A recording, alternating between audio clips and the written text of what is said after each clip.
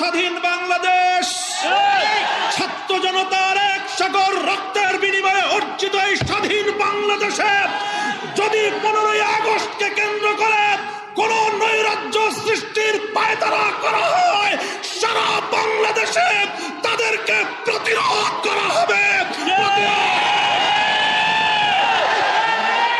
বিগত 45 বছর ধরে শেখ হাসিনা প্রতিশোধের রাজনীতি করেছেন, প্রতিশোধ নিয়েছেন আমার বাংলার তৌহিদি জনতার বিরুদ্ধে, প্রতিশোধ নিয়েছেন বাংলার স্বাধীনতাকামী মুক্তিকামী জনতার বিরুদ্ধে, প্রতিশোধ নিয়েছেন বাংলাদেশের ছাত্র জনতার বিরুদ্ধে, প্রতিশোধ নিয়েছেন এদেশের হেফাজতে ইসলামের লক্ষ লক্ষ নিরপরাধ মানুষের বিরুদ্ধে।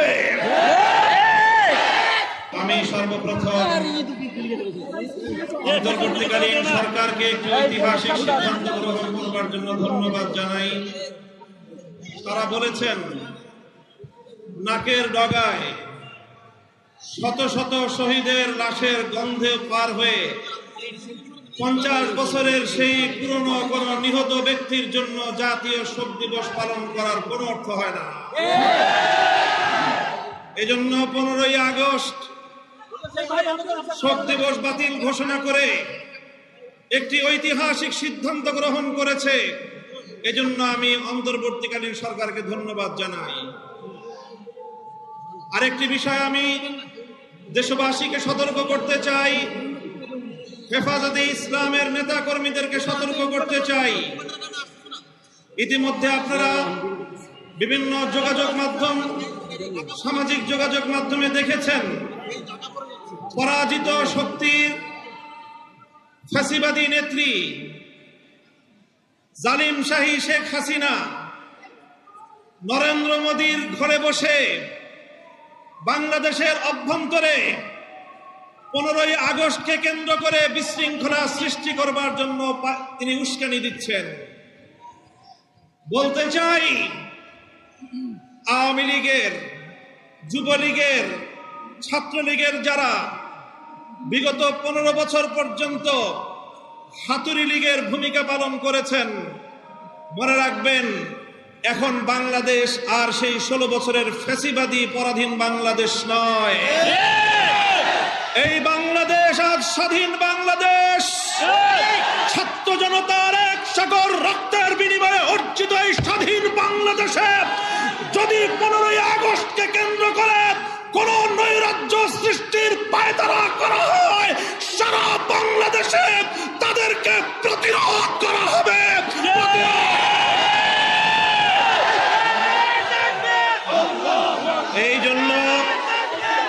এই জন্য আমরা বৈষম্য বিরোধী ছাত্র আন্দোলনের নেতৃবৃন্দ, অন্তর্বর্তীকালীন সরকারের দায়িত্বশীলদের পাশাপাশি হেফাজতে ইসলামের নেতা কর্মীদেরকে আমি আহ্বান জানাতে চাই, আগামীকাল 15ই আগস্ট, 16ই আগস্ট এবং গোটা আগস্ট মাস জুড়ে আমাদেরকে সতর্ক থাকতে হবে। কারণ মনে রাখবেন, আওয়ামী লীগের রাজনীতি হলো প্রতিহিংসার রাজনীতি। 1975 সালে 3.5 বছরের অপশাসনের যুগে শেখ মুজিবুর রহমান সাহেব নির্বিচারে দেশের 30,000 যুবককে হত্যা করেছিল। এদেশের বাকশাল কায়েম করার মধ্য দিয়ে মানুষের সকল অধিকারগুলো তিনি হরণ করেছিলেন। অধিকার হারা মানুষ তখন তারা ক্ষুব্ধ হয়ে ধানমন্ডির 32 নম্বর বাড়িতে অভ্যুত্থান পরিচালনা করেছিল। তখন এই শেখ হাসিনা ঘোষণা দিয়েছিল যে জাতি তার বাবাকে হত্যা করেছে তিনি সেই জাতির কাছ থেকে প্রতিশোধ গ্রহণ করবেন। বিগত 45 বছর ধরে শেখ হাসিনা প্রতিশোধের রাজনীতি করেছেন, প্রতিশোধ নিয়েছেন আমার বাংলার তৌহিদি জনতার বিরুদ্ধে, প্রতিশোধ নিয়েছেন বাংলার স্বাধীনতাকামী মুক্তিকামী জনতার বিরুদ্ধে, প্রতিশোধ নিয়েছেন বাংলাদেশের ছাত্র জনতার বিরুদ্ধে, প্রতিশোধ নিয়েছেন এদেশের হেফাজতে ইসলামের লক্ষ লক্ষ নিরপরাধ মানুষের বিরুদ্ধে।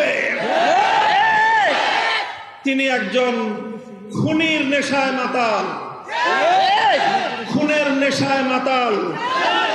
আপনারা লক্ষ্য করে থাকবেন, যারা মাতাল হয়, মদখোর হয়, তারা সারাদিন যে যেখানে থাকে, দিন শেষে রাতের বেলায় সব মাতালগুলো একসাথে হয়ে মদ্যপান করে মাতলামি করে। বর্তমান পৃথিবীতে বড় বড় খুনের নেশায় মাতাল আছে। 1 নম্বর বিনিয়ামিন নেতানিয়াহু, 2 নম্বর ভারতের গুজরাটের কসাই নরেন্দ্র মোদী, 3 নম্বর বাংলাদেশের বিদায়ী ফ্যাসিবাদী শেখ হাসিনা।